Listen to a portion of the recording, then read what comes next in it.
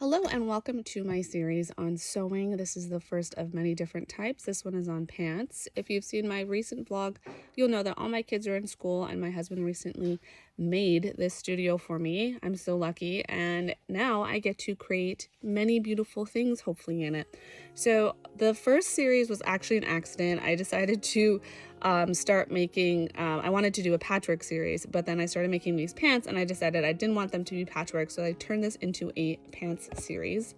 I'm using this beautiful linen from Blackbird fabric, and I'm doing the Bisque trousers by maker Vivian, Shao, Chen. I actually bought these a year ago, and this pattern a year ago, and I haven't put it together yet. It's an online PDF that you print off, and here's me checking to make sure that the sizes and the proportion, everything is correct. This is me showing the measurements on which size I'm going to do, which is a size 12. Based on my waist and hip measurement. And then I'm seeing how much fabric I actually need for a size 12, which is about 2.5 yards or 2.3 meters. And I have 2.5 meters of this beautiful linen from Blackbird fabric. When you print out the pattern, it comes with this little edge border, and I cut off about half of it. I still need enough paper to tape it all together, but this is basically the process. So you see I'm cutting it off about half of it. You can do this against a window if that's more helpful, but I just like to line everything up this way. Okay, so this part is super boring for me, so I put on a show.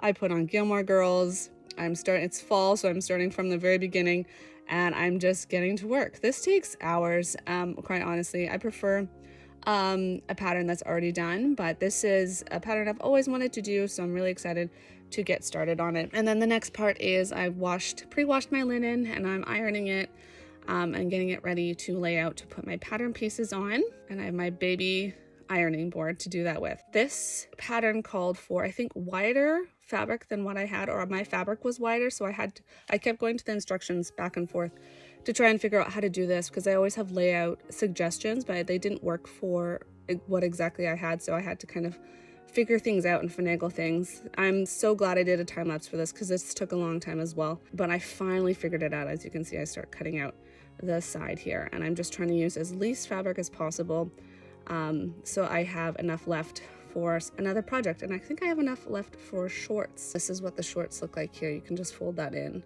which is a really nice feature, but here it is, all finally cut out, and I'm ready to get sewing. So there are two different types of styles on here. There's a tapered version and a non-tapered version. I decided to do the non-tapered version, and this is the fabric that is ready for shorts. So this is next day. You can see that I pre-washed some more fabric for another pair of pants project that I have coming up. I think I have at least 3 right now. I'm not sure if I'm going to do any more. My goal is just to find a successful pair that I really enjoy doing. So today I am marking everything. I'm making sure that I cut everything out properly, marking my notches, marking all the dots and stuff. There's a lot because she has some really cool pleats in this pattern. I'm using these really great pens that I will link below that go away with the heat. I actually got them when I was learning embroidery, and they're excellent.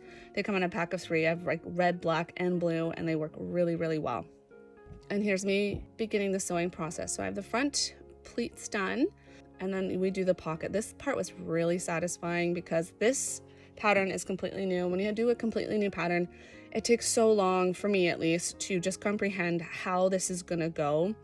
And how this all works and is put together. And so the very first day was so long to just wrap my head around how the pleats and pockets work, but then it just went so smoothly, and I just did all the side seams. As soon as I get to the side seams and put the front and back together, I'm just cruising along, and it is so satisfying and so much fun. Oh, there's Poppy. I got some work done after school, but I always have these sweet little visitors. So I've been using these clips for sewing, which are new to me. I usually use pins, but sometimes the clips are a little bit too heavy. On this it's fine, but otherwise they kind of weigh down my fabric when I'm sewing. And there's the front. Okay, day 3. I'm just gonna finish this. I believe I just have the waistband and the bottom hem to do. Oh, another studio visitor. This is my sweet puppy Snickers. He's not a puppy, he's 9 years old, but doesn't he look good?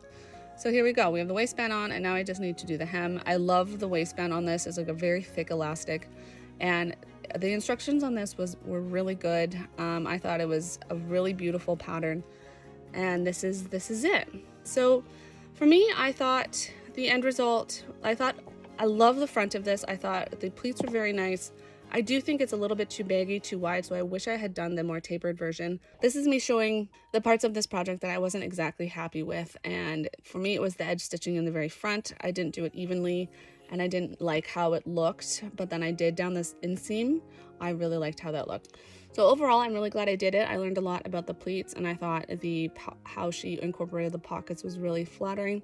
I would, yes, do a tapered version next time rather than the wide, and I will definitely make some shorts out of what I have left. And here's a sneak peek for my project next week.